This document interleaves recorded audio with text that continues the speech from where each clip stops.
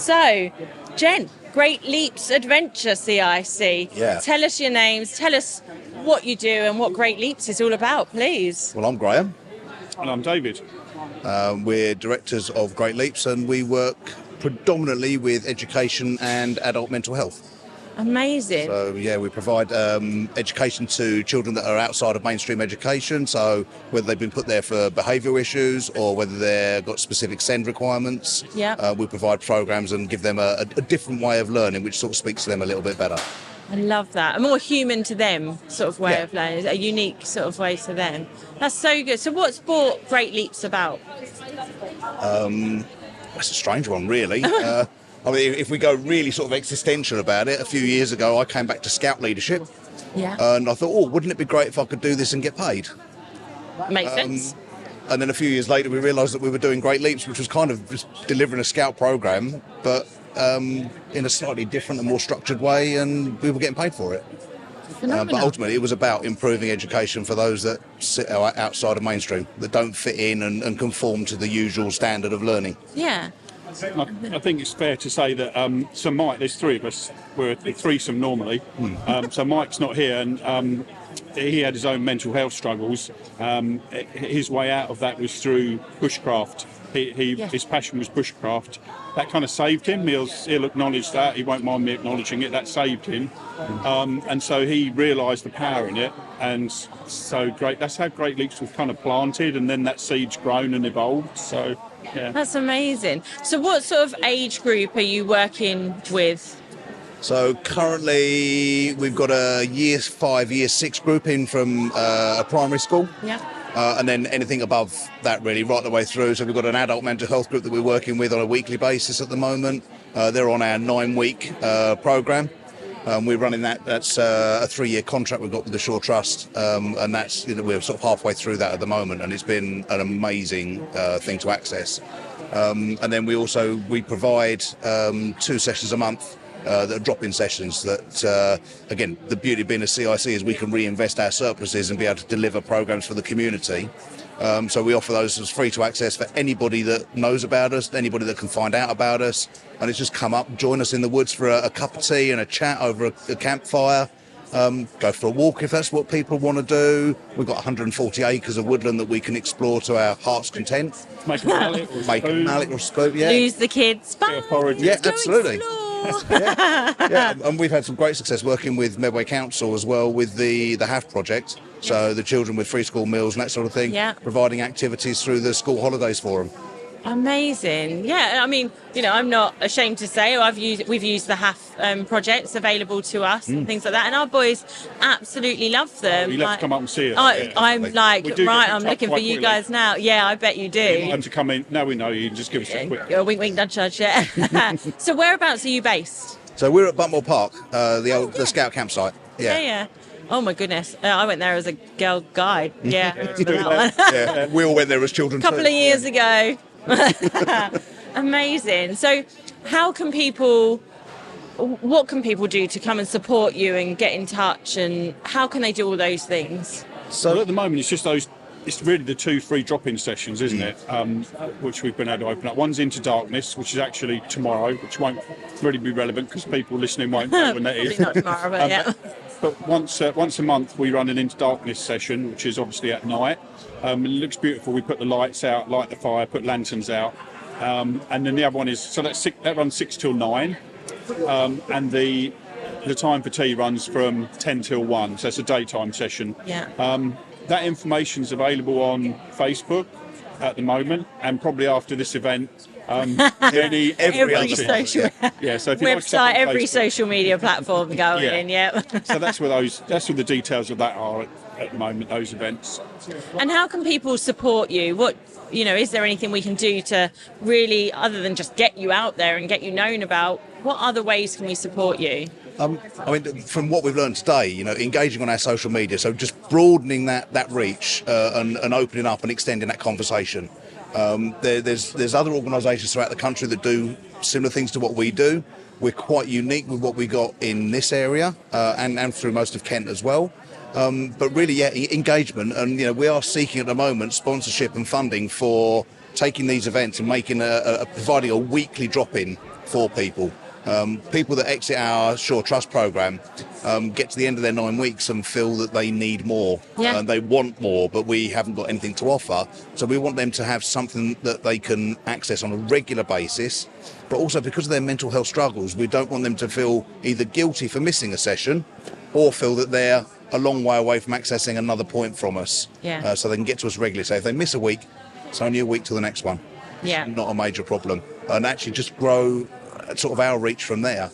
And I suppose really that because, you know, this isn't one person going through this alone, this is multiple people, different age groups, you're building a community as well that actually even after the 9 weeks, they're still involved in that community that can really support. It was really important to us, and I know the Sure Trust, they didn't want these people to become dependent on us, so they were quite happy for the sessions to only be a fixed period. But it didn't feel, for us on the ground, it didn't feel right, so we wanted, and this wasn't just for the Sure Trust, so everybody that knows us, our friends and family come up to these events as well. Hopefully you'll come up one day as well. I'm there. It's a really lovely environment, you know, and we often joke, you know, we used to probably go into the woods on the way home from school back in the days, a long while ago. But now, the only way people can access the woods and the outdoors is, unfortunately, through events and special occasions. So, we're lucky that we've been able to tap into it. It's just such a lovely environment to be in. It really is, I think sometimes in fact, I don't think it, I know it is amazing and it's absolutely needed to get away from that town and city environment. And there are a lot of accessible woodland areas or non-accessible woodland areas. I suppose that's the problem, is that actually right near your doorstep where you don't realise it is, because we don't realise how we can get to it. I mean, I'm not afraid to say I've suffered from mental health for a number of years, and I do talk about it openly, but we have friends who live and have a couple of acres worth of land, and actually we just go and jump in muddy puddles and act like giant children and climb trees, and I come back from that like having done no work going, but I'm amazing now. I feel okay. There's no guilt. And I can see the wood for the trees, ironically. Absolutely. And we're so lucky, we pinch ourselves, you know, every morning when we're lighting the fires, waiting for people to arrive, we're like, so grateful for what we've managed to find. So how have you found ZC Live today? It's been mind blowing. Absolutely. A lot of information. A lot of information. We've certainly got some things to work on. Of course. But I'm really pleased. I think we could easily get bogged down in doing everything. And I think that our main takeaway, and I think one of the things we'll probably do is join the Learning Academy. Because actually we want to work out, we think we know from today what we need to be doing, but we really need to know where to start, what we should be posting, what's going to resonate with people. You know, we've got 550 Facebook followers. Great. And we're getting some great engagement on some of the reels that we're doing, but that's purely by luck, not judgment. And actually we want to be informing those choices so that we are getting the most out of it, and then being able to follow up, either gain more support or access, additional funding, open up to our corporates, see if there's another way they can, support us, follow us, or even just come out and use us. Because again, we offer that sort of opportunity for corporates to come out and do their away days, their team bonding days, and that sort of thing.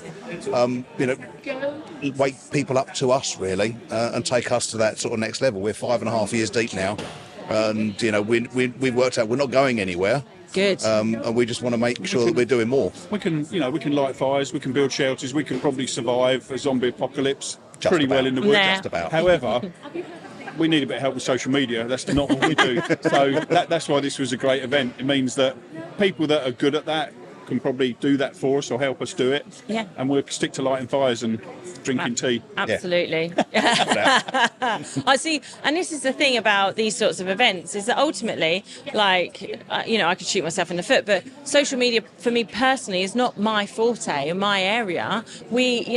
We outsource, we bring in the help for that. My forte is conversation. That's where I thrive, and that's where this bit is. And so, like you say, you can start and you can dabble with those bits and grow them, but you will get to a point where you think, I've hit my ceiling. So what's next? Who's next? How can I bring that in? So I think it's a really good point, actually. And Zoe sort of came into it earlier on with one of her talks.